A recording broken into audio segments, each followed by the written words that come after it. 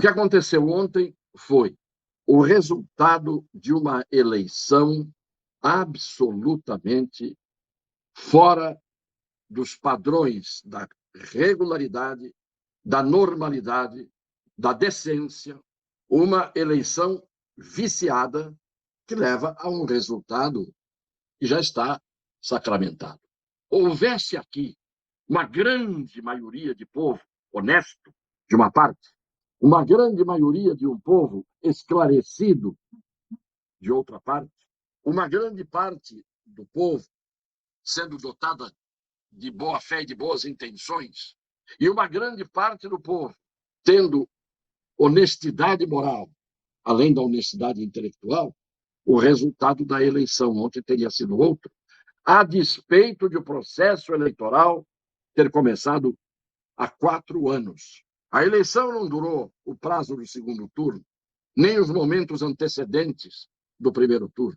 A eleição começou, e começou de forma efetiva, a partir do protagonismo malévolo, maligno, mal intencionado, de pessoas que tinham obrigação, pelo cargo que ocupam, de cumprir minimamente o seu dever. Essa eleição começou a ter o seu resultado final a partir do momento em que os senhores Alexandre de Moraes, Edson Fachin, Luiz Roberto Barroso, Carmen Lúcia, Gilmar Mendes, Lewandowski, Salomão, Benedito Gonçalves, todos juntaram-se de uma forma escabrosa para interferir na formação das opiniões, para que as opiniões convergissem para o lado que é o lado que eles adotaram e ao qual se acumpliciaram nessas eleições. Mas não foi só a atitude deles. A mídia, a imprensa, essa mídia majoritariamente composta essa mídia, essa imprensa brasileira, por uma extraordinária maioria de ordinários, de jornalistas desavergonhados, indignos de terem esse título de jornalista.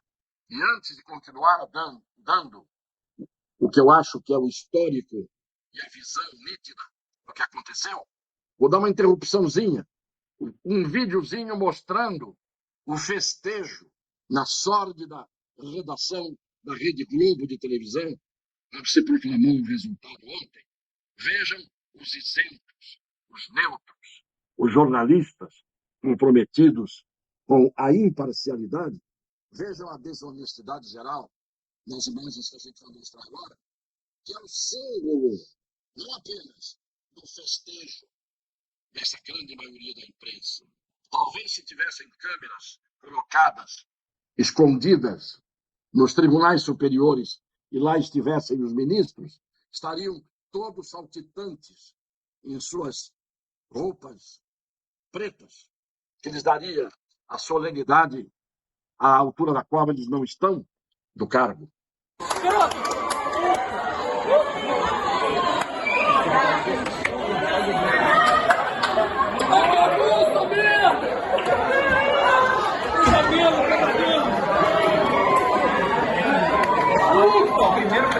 Sai fora!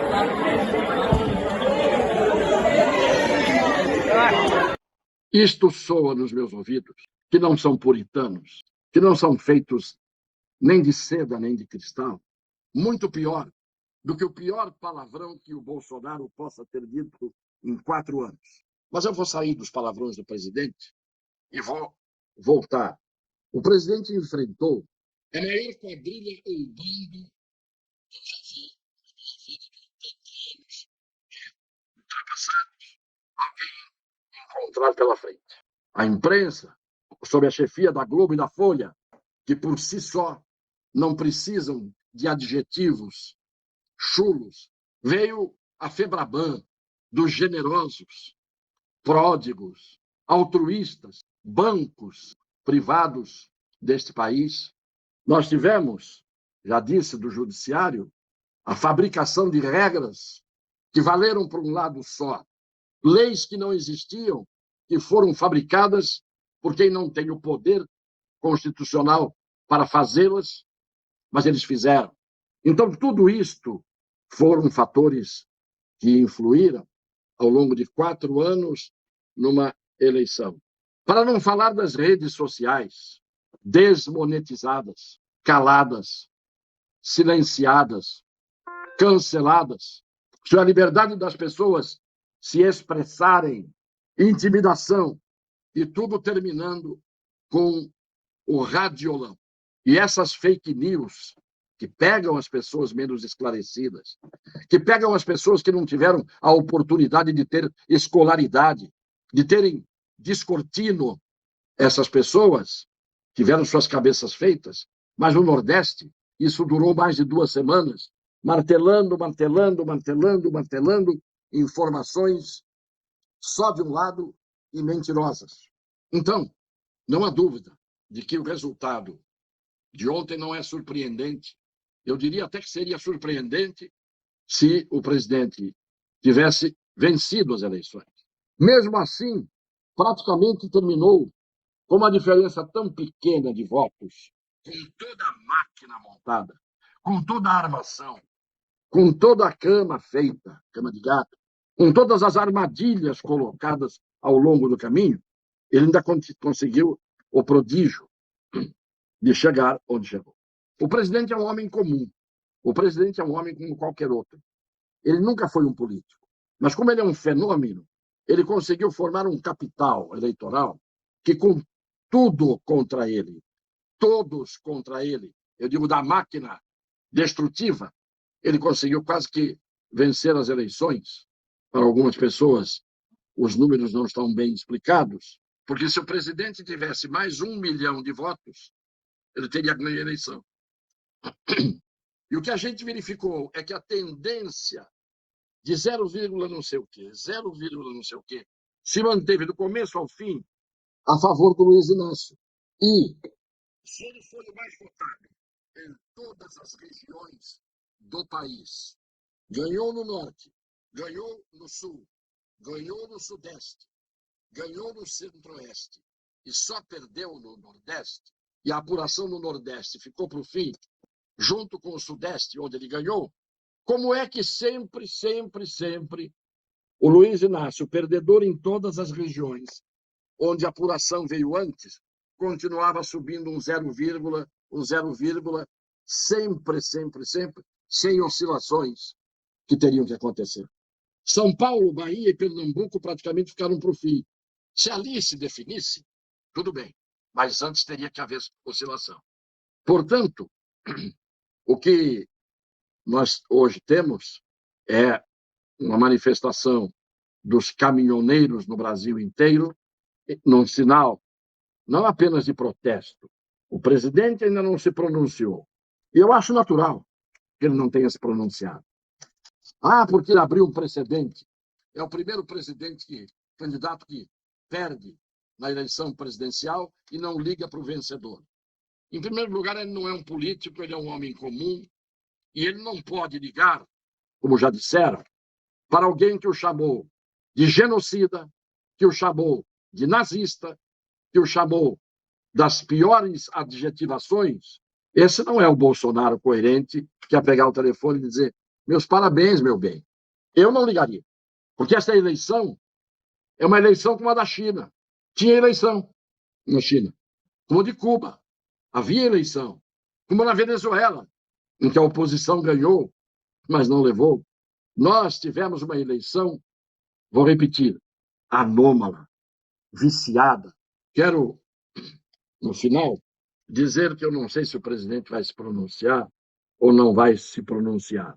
Sei que muitos que estavam com ele em 2018 o abandonaram rapidamente. E, nesse ponto, a crítica ao presidente, por não ser político e por ser um homem de boa fé, cercou-se, muitas vezes, de uma escória de gente sem caráter, que o aplaudia e que depois virou-lhe as costas. Gente que se elegeu carregada nos ombros por ele, virou-lhe as costas.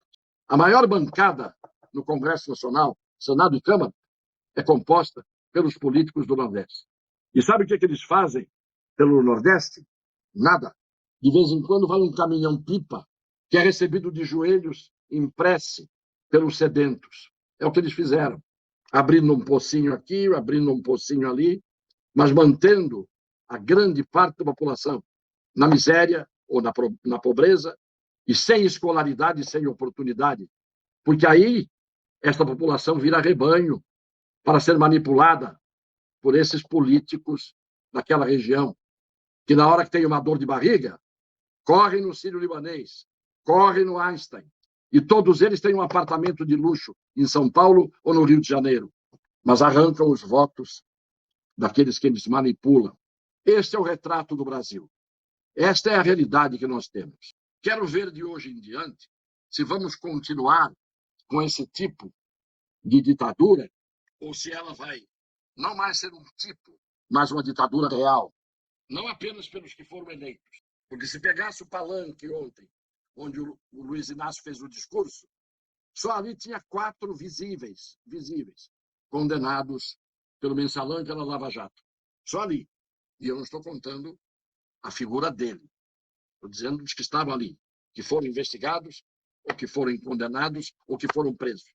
Mas metade do Brasil, porque o presidente é antipático, porque o presidente fala palavrão, metade do Brasil votou a favor da história mais recente, trágica do Brasil em matéria de corrupção, e isto é que dói em mim.